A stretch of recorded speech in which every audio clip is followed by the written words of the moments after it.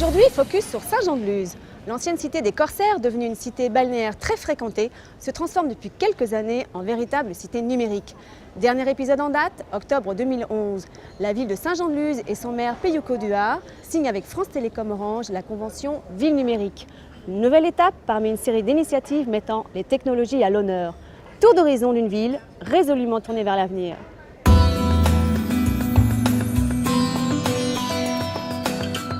Monsieur Peyuco Duhar, bonjour. Bonjour. Merci de nous accueillir dans cette magnifique salle du conseil municipal. Vous êtes maire de Saint-Jean-de-Luz depuis 2002. Pouvez-vous nous parler de l'évolution de la ville depuis 10 ans ? L'évolution est assez rapide là, depuis 10 ans. Bon, bien sûr, ça reste quand même une ville assez traditionnelle, mais en même temps, la tradition ne doit pas empêcher une évolution. Et la ville s'est étendue depuis 10 ans avec des zones d'activité et bien sûr du logement, puisque nous avons une politique de logement pour nos jeunes assez poussée. Et quels sont les atouts du territoire de Saint-Jean-de-Luz ? Mais il suffit de visiter Saint-Jean-de-Luz pour comprendre ses atouts. Ses atouts, c'est bien sûr sa position en bord de mer avec une baie magnifique. C'est un port de pêche. Et puis c'est une ville ancienne avec des rues piétonnes. Et cela avec aussi un artisanat local sur le cuir, sur le chocolat. Qui est assez développé, qui rend la ville agréable à vivre et à visiter. Et y a-t-il une particularité dans la façon de Saint-Jean-de-Luz appréhende le numérique ?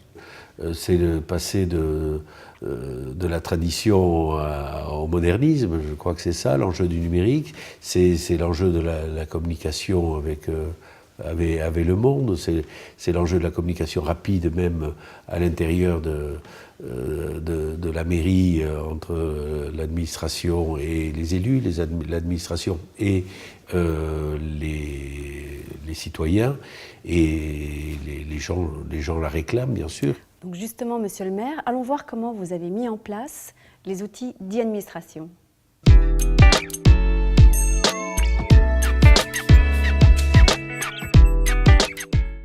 Saint-Jean-de-Luz est une ville d'à peu près 15 000 habitants.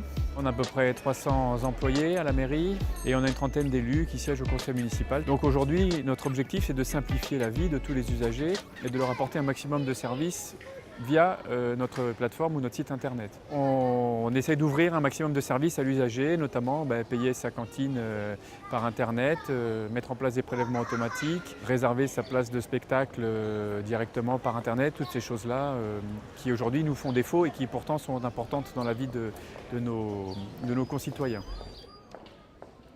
Alors en fait, la dématérialisation, elle a commencé surtout en direction des élus, parce que la première décision qui a été prise, c'est de confier aux élus tous les rapports du conseil municipal, des commissions, etc. sur une plateforme dématérialisée. Donc on a donné à chaque élu un ordinateur portable et on leur envoie systématiquement toutes les convocations au conseil municipal, les dossiers du conseil, les rapports des commissions, tout ça directement sur leur ordinateur avec une messagerie internet, messagerie mail personnalisée. Et ensuite il y a un intranet municipal avec une partie pour les agents, une partie pour les élus. Et les élus retrouvent sur la partie qui les concerne toutes les informations qui touchent à la vie de la mairie. Jusque-là, il fallait tout sortir sur papier, faire plusieurs photocopies, faire tout un circuit de signature long et compliqué, ensuite que ça parte en sous-préfecture ou autre. Là, tout ça, c'est terminé. Maintenant, 3 jours après le conseil, tout est réglé. Ça part immédiatement à la préfecture par mail avec un système crypté.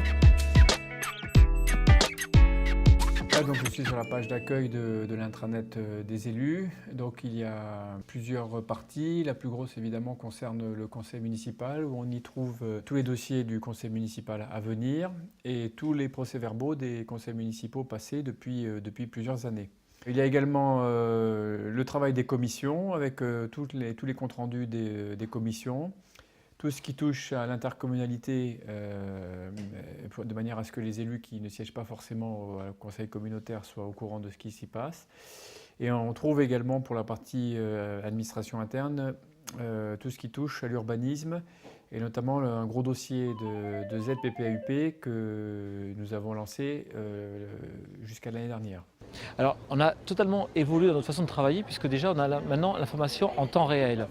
Déjà, dès qu'il y a une information qui est modifiée ou pas, on le reçoit par mail ou encore pour un agenda, pour la mise en place des commissions ou des réunions, on l'a directement sur notre agenda grâce à l'envoi le système classique, l'envoi d'agenda avec différents invités. Ça a tout transformé parce que maintenant, avec le courrier électronique, tout se fait extrêmement rapidement, donc c'est un gain de temps et un gain d'argent énorme. Et c'est sûr que ce matériel utilisé en 2008 va évoluer. Aujourd'hui, la tablette devient indispensable et je pense que tous les futurs documents seront consultables sur les tablettes et je pense que peu à peu, on va changer le matériel pour passer sur des tablettes numériques qui sont beaucoup plus pratiques à l'utilisation et même pour tout ce qui est de travail. Avec le passage aux tablettes pour les élus, on devrait pouvoir passer à la signature électronique. Là encore, ce serait un gain de temps, un gain d'énergie, mais il faut s'assurer, faire un gain de papier, mais il faut s'assurer que les procédures soient bien sécurisées, notamment en termes de contrôle de légalité. C'est toujours l'enjeu majeur de ces procédures-là.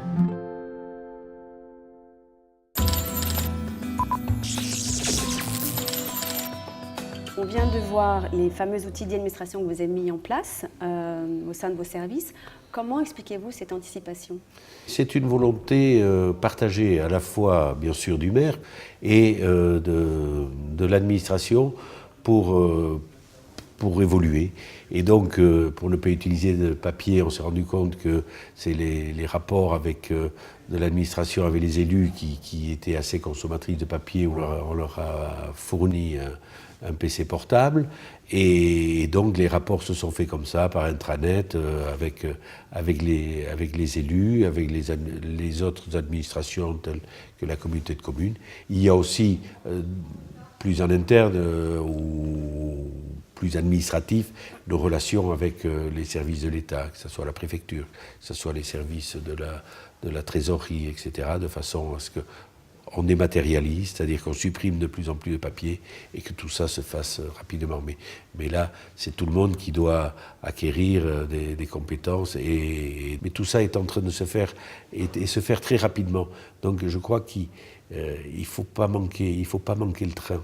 Et il faut rester vigilant et toujours avancer. C'est pas une technologie où on peut se dire bon, on a fait, maintenant on se pose. Ça, c'est impossible. Il faut avancer et toujours se poser la question. Et c'est la raison pour laquelle nous avons aussi créé un service, ce qu'on appelle le service informatique dans la maison, et nous l'avons renforcé de façon à pouvoir rester au niveau. Et tout le monde s'y met, tout le monde s'y met, oui. Même le maire.